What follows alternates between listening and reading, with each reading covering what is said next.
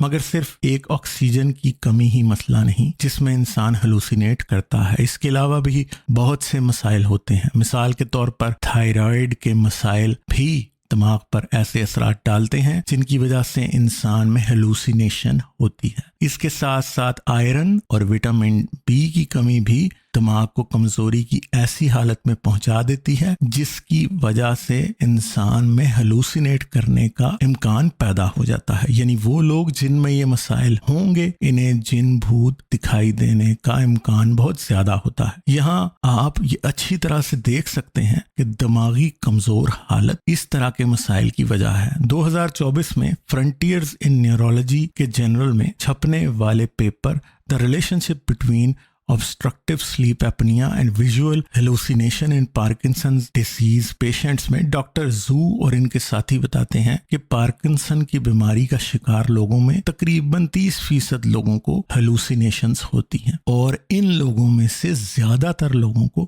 شدید قسم کی ہلوسینیشن ہوتی ہے۔ اس سے یہ پتہ لگتا ہے کہ دماغ کے لیے دو مختلف قسم کے مسائل ہلوسینیشن کے مسئلے کو بہت زیادہ بڑھا دیتے ہیں۔